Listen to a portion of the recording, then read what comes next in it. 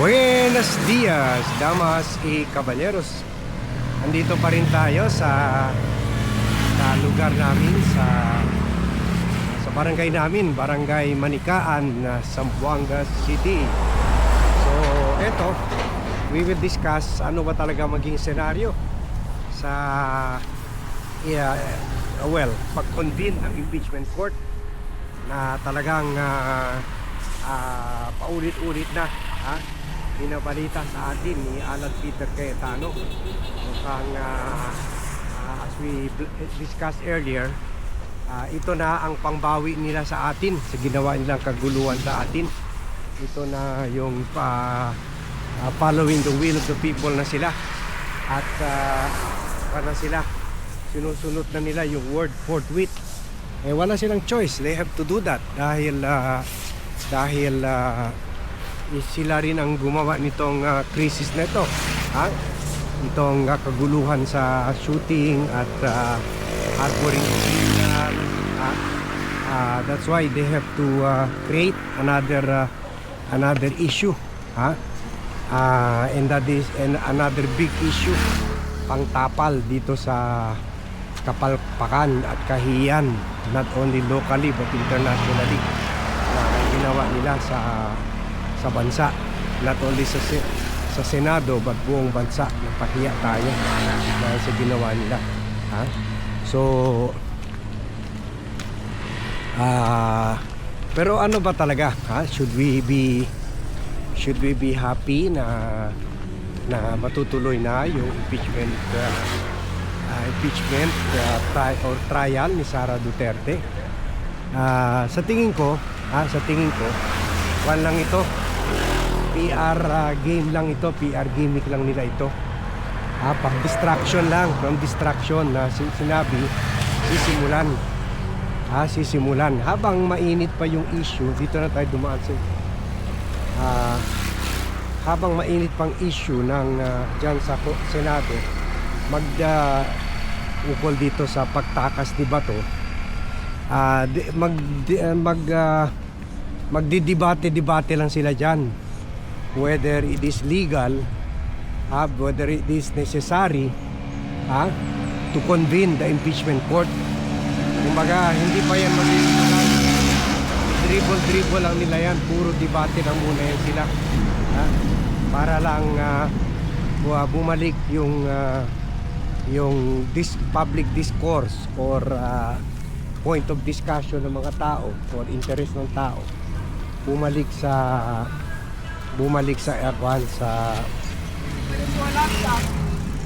sa impeachment issue at hindi yung grand escape plan nila kay Bato, ay scripted na kaguluhan sa Senado. So yun, nakikita ko senaryo happening, baka pwede nga posible na kaya i-convene ni Alan yung impeachment court para eventually patayin lang nila yung impeachment, kasi alam ni Alan malapit na siya matanggal sa Senado. So sige, patayin na lang natin yung impeachment.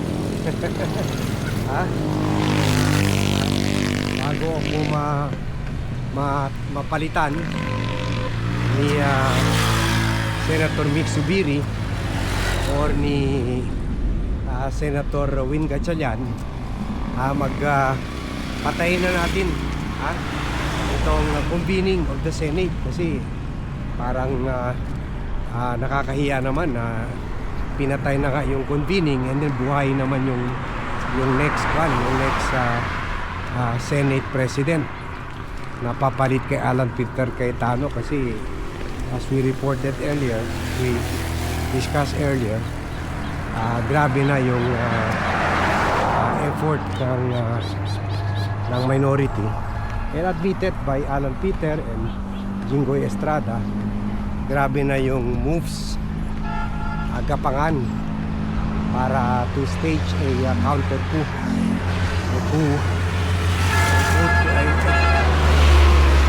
against another coup, counter coup by minority senators. At syempre, possibly backed by Malacanang. Kaya alam nila yan. Alam Peter Cayetano yan that his days are numbered. Kaya binibilisan na nila itong pag-convene ng impeachment court. And then papatayin lang nila yan. Sabihin lang nila na there's no reason to convene. Although sinasabi ng mga constitutional experts, hindi ito pwede patayin through a vote of the majority. Kasi natin, duty ito natin sa under the Constitution. So yan. Kaya yan ang that will be the subject of major discussion yan sa Senado. Pero it could be one rin nila yan. Ang split nila para i-delay itong. At the same time, meron bagay na meron issue na mapapag-usapan ng tao.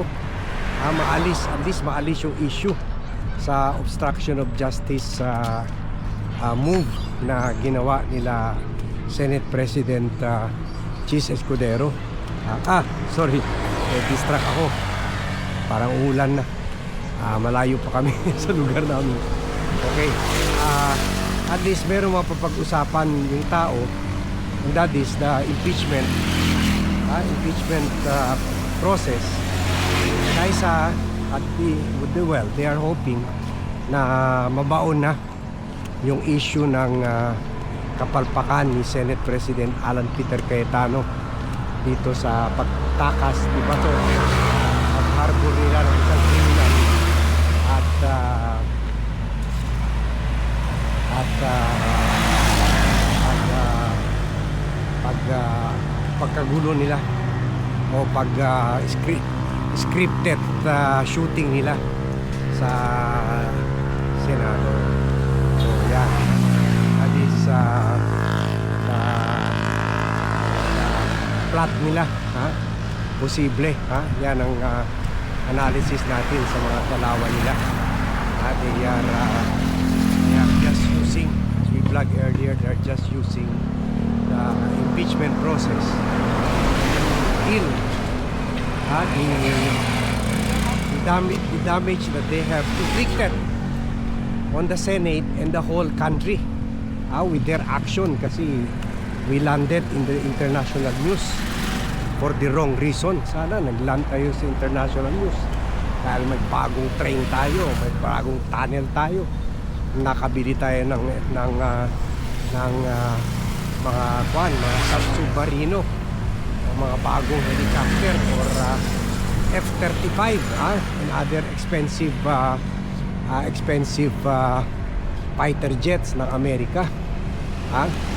Pero wala eh. We landed in the news for having a Senate that harbors a criminal. Kaya hindi na yan talaga tatagal sa pwesto si Cayetano. That is why gumagawa na siya ng mga aksyon na pang peace offering sa ating publiko. At least bilis ka eh. Bilis ka. Kuhan rin nila ito. Part of the script ito na sige, let's help Bato escape. And then dahil baka ito yung parte ng focus nila. You see? Ito yung parte ng focus nila na sige, ipatakas natin si Bato at syempre magugulo ang tao, magagalit ang tao. So para mapawi yung galit ng tao sa atin, ibigay natin yung gusto nila, and that is to start. Good morning. May anak. Grande. To start para pampatubag loob, pang distraction sa kahihiyan na ginawa nila, at also violation of the law. Violation of the law. Magkuhan tayo, convene na natin yung impeachment court. Ganun.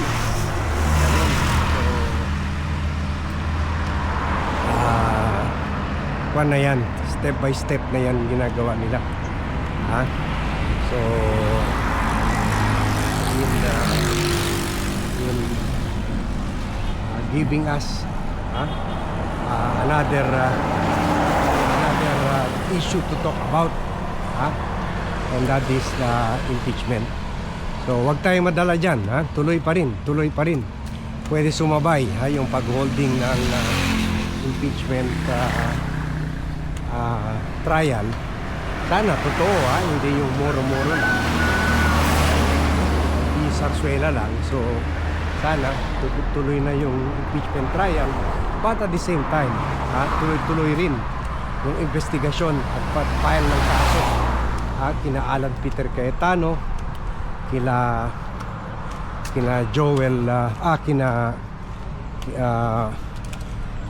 Aplaza, Mau Aplaza, yung Sergeant at Arms, former 3-star general na classmate ni Bato, and also dito kay Robin Padilla na talagang tumulong kay Bato para makatakas, at siya pa raw nag-drive yung sasakyan that enabled Bato to escape the law. So yan, okay. So yan ang natin, analysis yan, and we'll see how the whole issue unfolds in the Senate. So again, thank you very much everyone for watching. Thank you very much for joining me in this vlog. Good morning to all, and see you in my next vlog.